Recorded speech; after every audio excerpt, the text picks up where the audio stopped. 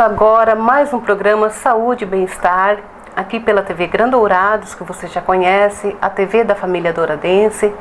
E novamente hoje aqui no Instituto de Neuropsiquiatria da doutora Elizabeth Castelon. Eu já quero agradecer mais uma vez, doutora, a oportunidade que você dá para a TV de estarmos aqui falando de temas tão importantes relacionados à saúde emocional. Tudo bem? Tudo bem, eu gosto de receber você aqui no Instituto. Você sabe disso. É verdade. Eu que agradeço.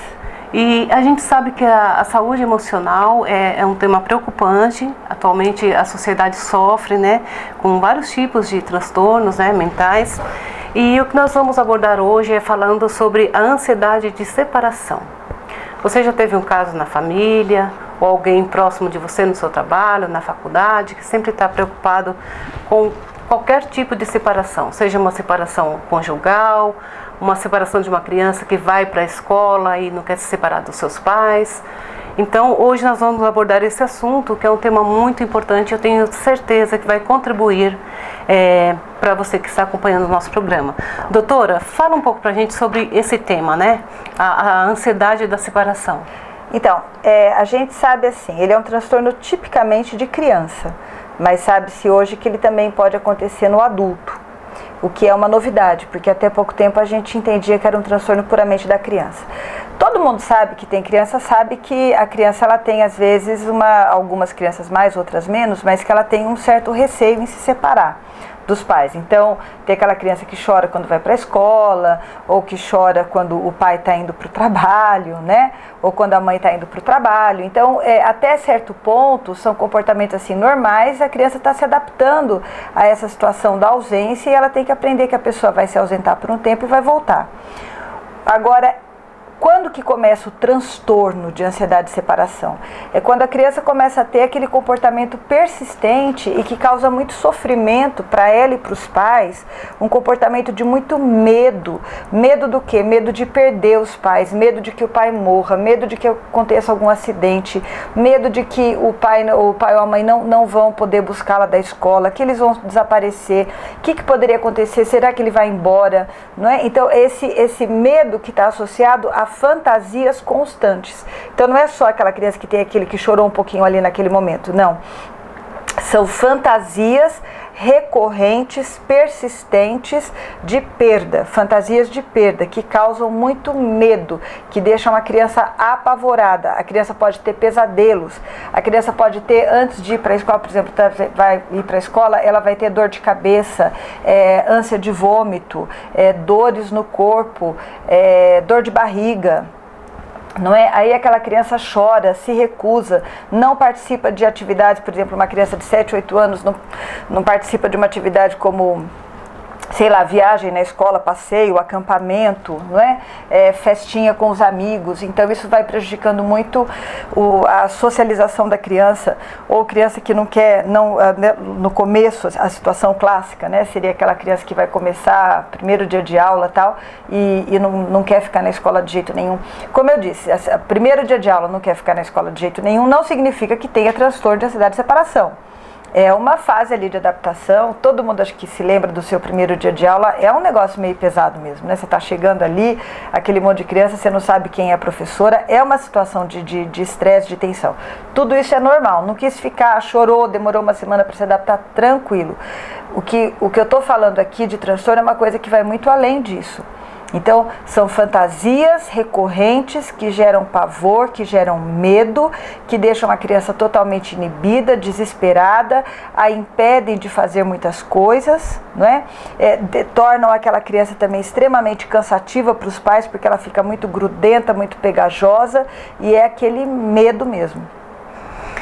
O que você fala me remete ao passado, de quando eu levava meus filhos para a escola. Então eu vivi isso e era uma situação difícil, mas foi passageira, foi assim, digamos, na primeira semana. Agora, eu lembro também de um caso da minha irmã, uma irmã mais velha que eu, 10 anos mais velha que eu, e ela nunca quis se separar dos meus pais. E aí na adolescência dela, a gente morava aqui no Mato Grosso, ela foi morar em São Paulo com uma outra irmã mais velha. e ela não se adaptou lá, voltou. Resumindo, ela demorou para casar, porque não queria se separar dos meus pais. Só aceitou casar porque o marido falou assim, ela impôs uma regra: ó, eu só caso com vocês se a gente continuar morando na casa dos meus pais. Nossa! E ela foi a última filha a casar, então o marido aceitou, ela ficou morando com os meus pais.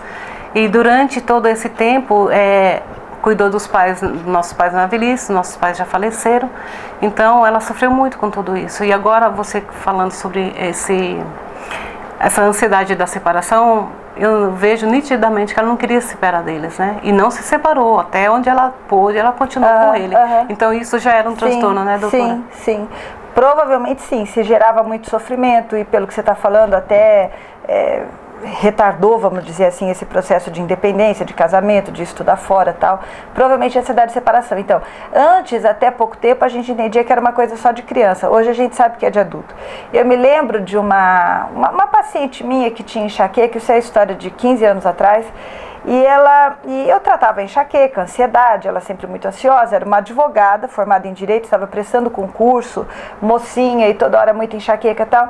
E um dia ela me contou um episódio que eu fiquei, assim, espantada, que os pais estavam no supermercado fazendo compras com ela, estava todo mundo no supermercado e de repente ela não viu os pais no corredor, assim. E por uns 5 minutos, o fato de não ter visto os pais no corredor, ela entrou em pânico. Né? Então isso também é um sintoma de ansiedade de separação numa moça adulta, né? Quer dizer, o que poderia ter acontecido com os pais? O adulto com ansiedade de separação, ele pode ter isso daí que a gente está falando. Então não vai estudar fora, não vai às vezes para eventos onde ele vai ficar distante, viagens, é aquela pessoa que fica o tempo todo mandando mensagem, conferindo: tá tudo bem com você? Você ainda não chegou? Você está na estrada? Como é que você está? E tá não sei o quê, porque por trás disso existe uma fantasia persistente de que coisas terríveis possam acontecer, de que coisas ruins possam acontecer e você vai perder aquela pessoa. Então na criança tem aquela coisa de o pai e a mãe podem desaparecer, né? Eles podem não voltar mais. E no adulto é muito medo de acidente, de tragédias, de coisas, então ele fica também preso. Então existe isso também. Agora falando sobre as crianças, doutora, é por esse motivo que muitas se recusam a ir para a escola? Sim, né? Então tem muita criança que se recusa a ir para a escola por causa disso, mas a recusa em ir para a escola precisa ser investigada, porque podem ser outras coisas também. Por exemplo, a criança pode estar sofrendo bullying, a criança pode ter uma fobia social, quer dizer, uma timidez excessiva. Esse é também um motivo extremamente comum, né?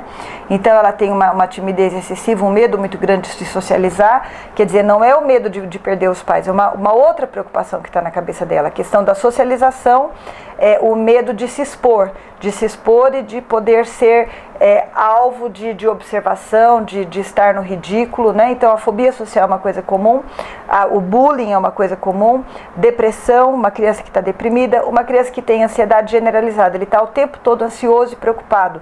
Muitas vezes uma criança perfeccionista que está preocupada com o seu próprio desempenho.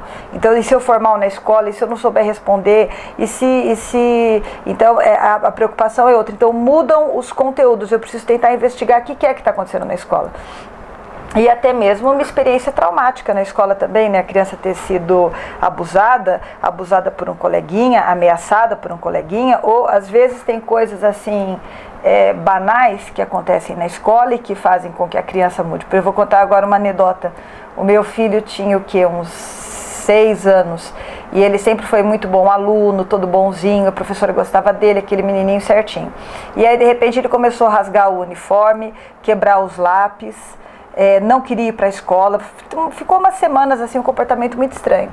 E aí foi ver, era porque uma coleguinha, uma menininha, estava meio que colocando ele no ridículo, falando que era ele que soltava pum. Quando saía aquele cheiro na classe, ela falou: esse que soltou pum, esse caminhão de lixo. E aquilo para ver, é uma coisa que um adulto falaria: ah, tá, que não fui eu, ou falaria qualquer coisa. Ia se defender, né? Sairia se defender. Ele ficou extremamente chateado a ponto de querer sair da escola. Ele não queria mais ir para a escola por causa disso, né? E aí depois que descobriu a situação, foi consertada e tal. Então, a criança não querer ir para a escola é algo que precisa ser investigado com paciência, com cautela. E a gente acha, né? Quer dizer, você conversando com calma com a criança, observando os comportamentos, você descobre. Doutora, você falando dessa situação, também eu lembrei de um caso de uma funcionária, né, que trabalhava com a gente. Ela comentava que o filho dela já tinha 12 anos e dormia, a criança sempre dormiu com eles no quarto, né, com o casal. Depois passou a dormir com a mãe e segurava na mão da mãe, e aí a mãe ficou preocupada porque o filho já tinha 12 anos e estava sempre dormindo com a mãe. E aí a mãe foi procurar uma psicóloga, né, para levar o filho para fazer um tratamento, porque não é normal, né, a criança não querer se separar da mãe. Só que aí na conversa com a mãe, a psicóloga descobriu que o problema não estava na criança, era nela. Então a ansiedade é interessante. dela... Passando para o filho, sim. É importante você falar isso, porque a ansiedade de separação tem muito a ver com a ansiedade dos pais também. Exatamente. Exatamente, né? Então, quando você se separa da criança, você está ansiosa, você está tensa, você está com medo. Por exemplo, eu vou deixar meu filho na escola. E aí eu fico fazendo várias perguntas e observações e a criança sente tudo. Então ela sente que na realidade então fala, meu Deus, mas a minha mãe parece que não quer me deixar aqui deve ser um lugar esquisito mesmo, ou talvez alguma coisa ruim vá acontecer, sim. Muito da ansiedade de separação da criança pode ter a ver com os pais, sim. Exatamente. E o que me chamou a atenção é que a mãe falava assim, olha, meu filho só dorme comigo, ele já tem 12 anos e dorme segurando a minha mão todas as noites, a gente dorme segurando as mãos. E aí essa mãe estava preocupada porque o filho já estava entrando na adolescência com 12 anos, e onde já se viu ficar dormindo com a mãe ainda segurada a mão dela, né? E aí então ela descobriu que o problema não estava na criança, e sim nela. Doutora, o meu diretor ali já sinalizou que a gente vai para um intervalo, e na volta a gente vai falar o que causa esse transtorno, né, doutora? Ansiedade de separação. Porque a gente sabe que esses dias eu vivenciei uma situação, uma irmã que perdeu um marido. E quando foi tudo muito rápido, ela recebeu a notícia que a doença não tinha cura e que ela ia perder o marido. Os médicos foram muito objetivos com ela. E ela viveu a ansiedade. Foram 43 dias de ansiedade, porque ela sabia que o momento ia chegar. Então depois a gente vai falar o que sobre causa esse tipo de ansiedade da separação. Não saia daí, eu quero agradecer os nossos apoiadores e a gente volta rapidinho.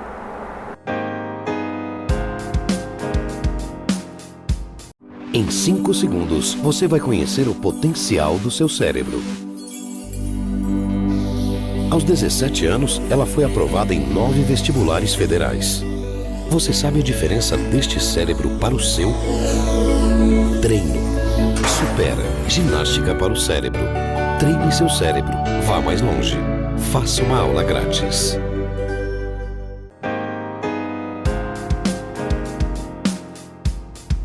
E de volta com o programa Saúde e Bem-Estar, lembrando que estamos aqui no Instituto de Neuropsiquiatria da doutora Elizabeth Castelon. A gente está falando sobre o tema ansiedade da separação.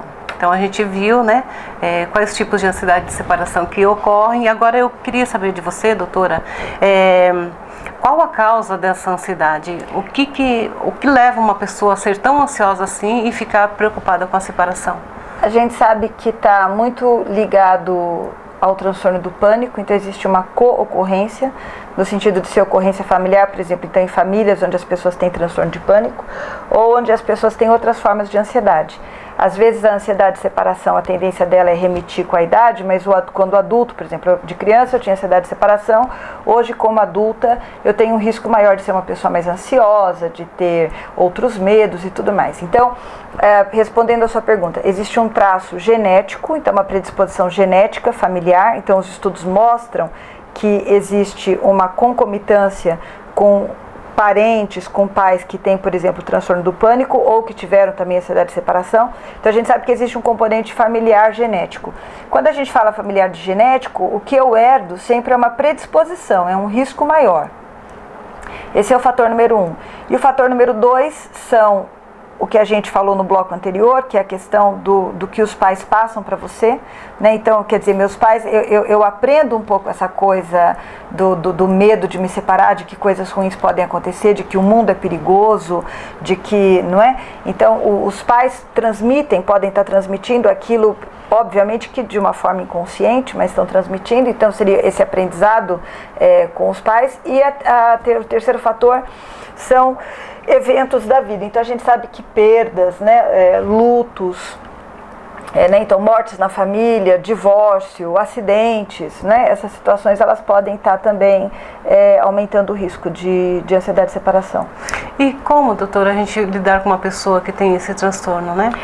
Falando primeiro da criança, a gente tem que tentar, primeiro assim, levar a criança a sério, respeitar, não dar bronca, não colocar no ridículo, não tentar subestimar. Se é bobo de não querer que eu vá embora, para de encher o saco, para com isso que você vai apanhar, se você chorar, não, esse tipo de coisa não adianta, porque a criança não está fazendo uma gracinha, ela não está querendo se impor, né? Ela está realmente desesperada, e aí os pais têm que ter a sensibilidade suficiente para perceber isso, que a criança não está, não, eu quero que ele fique, eu estou fazendo uma birrinha, não, a criança está mal mesmo, ela não quer se separar dos pais porque ela tem essas fantasias. Para eu descobrir isso, eu tenho que conversar com meu filho, eu tenho que ter momentos onde eu fico só com ele, à noite, depois que tomou banho, jantou, contou uma historinha, deitou, está conversando junto, e aí vai tentando entender quais são essas fantasias que a criança tem, por que ele tem tanto medo, o que ele acha que pode acontecer, ver se está associado a alguma coisa que ele viveu, às vezes assistiu um filme, ficou assustado por causa do filme, ou por causa de uma história que um outro amiguinho contou, ou porque a mãe do amiguinho morreu. Então tentar entender a criança, então levar a sério, respeitar, tentar entender, ouvir a criança, observar a criança, comunicar na escola, né? Então explicar que o filho, meu filho tem ansiedade de separação, tal, ele vai ter essa dificuldade porque aconteceu isso, porque ele tem tal trauma. Então a escola tem que ser parceira. Parceira no sentido assim, por exemplo, às vezes você vai fazer uma coisa que se chama terapia de exposição. Então, por exemplo, a criança não quer ficar na classe de jeito nenhum, tá? Então, no primeiro dia a mãe vai ficar junto com ele na classe, depois a mãe fica, sei lá, do lado de fora, depois a mãe vai ficar no pátio de um jeito que ele não consegue ver a mãe de dentro da classe, ele não consegue ver a mãe, mas ele sabe que a mãe está na classe, só que aí ela tem que voltar exatamente no horário combinado. Então tudo isso vai fazendo com que a criança tenha segurança, tá? Eu sei que minha mãe se afasta, mas que ela volta, né? Sempre momentos, eu dei o exemplo da escola, mas em outras situações, sempre eu vou aumentando os intervalos de separação, mas sempre reassegurando e mostrando que a mãe volta, que ela volta para casa sim. Ou, por exemplo, você vai ficar na escola, mas se você ficar com muito medo, você pode ligar para sua mãe no celular e falar com ela e ver que está tudo bem. Então, não tentar uma educação muito assim, você fica aí, vai ter que ficar, vai ter que não sei. Não, isso daí é pior. Então, assim, calma, nós estamos aqui, nada vai acontecer. Se precisar, você liga para sua mãe, enquanto isso a tia está aqui e tal. E, enquanto isso, na escola, você vai tentar distrair a criança, ocupar a mente dela com coisas gostosas. Então, é uma criança que gosta de pintar, é uma criança que gosta de, sei lá, de desenhar, gosta de cantar. Eu vou tentar, tem uma outra técnica que é o amigo auxiliar. O que seria esse amigo auxiliar? Ele é uma criança que eu sei que é sociável, que é calma, que é estável, que tem uma boa capacidade de empatia. Então essa criança vai meio que por acaso os dois são sorteados ali para sentar juntos e fazer tarefinha juntos e brincar juntos. Então uma criança vai confortando a outra, dando apoio para a outra, né? Então eu vou tentando criar na escola aquele ambiente. Mas o mais importante é justamente tentar entender. Não pode assim desaparecer, falar, eu vou desaparecer enquanto ele está ali brincando, eu desapareço. E aí quando a criança vê, foi embora. Isso vai deixar a criança pior. Aí a criança vai ficar com mais medo ainda e da próxima vez ela vai grudar mais ainda. Não, eu tenho que falar, olha, agora eu vou sair, a mamãe vai sair, mas eu vou voltar, você pode me ligar, tarará. Então eu respeito aquele medo que você tem. Por exemplo, gente, eu sou adulta, eu tenho medo de barata. Você vai me jogar um monte de barata em mim? Não vai, né? Com certeza. Então vamos começar aos poucos.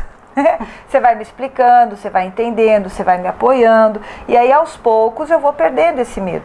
Mas eu preciso ter muita confiança em você, que eu sei que eu posso contar com você, que você vai me apoiar. Então a lógica da criança é uma questão até de bom senso, assim, é a mesma. Você falando tudo isso me trouxe à memória também uma situação que eu vivi com um dos meus filhos.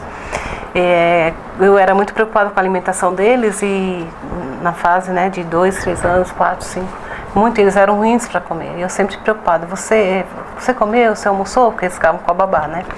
E aí quando foi no primeiro dia de aula de um deles, quando eu fui deixá-lo na escola, ele não quis. Ele correu, entrou embaixo do carro, segurou numa peça embaixo do carro, não queria ficar na escola. E foi uma luta terrível, aquela separação, né? Mas aí tive que fazer uma coisa que você abominou aí. Você fugiu? Fugi. Eu deixei ele lá com a cuidadora. e disfarcei, ela ficou mostrando um brinquedo e eu fugi, porque eu também não tive coragem de vê-lo chorando e partir, né?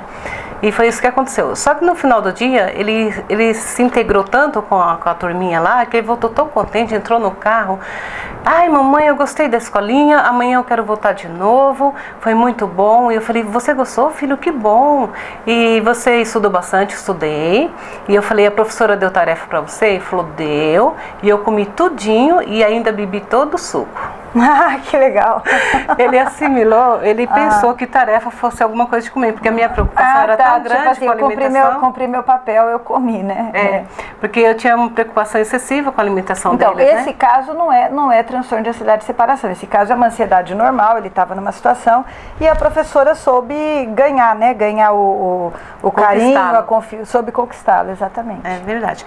Doutora, e existe tratamento? Agora voltando para aquele, eu sempre tenho alguns casos, né? Para te contar, igual eu falei da minha irmã, que teve dificuldade, nunca se separou dos meus pais, então ela viveu uma vida inteira dedicada a eles. Então, o tratamento por exemplo, então da criança vai procurar um psicólogo, vai tentar entender por que a criança está assim, tentar descobrir se está ligado a algum trauma, porque quais são as fantasias que aquela criança tem, é fantasia com acidente, é fantasia do pai ir embora, é fantasia de ter alguma doença e morrer, então o psicólogo vai tentar trabalhar com essas fantasias, tentar vamos dizer assim, tentar convencer a criança de que essas fantasias são exageradas, claro que esse é um processo gradual, e ao mesmo tempo você faz o que eu já mencionei aqui, que seria a terapia de exposição ou de dessensibilização sistemática, ou seja, você vai aumentando os tempos de separação.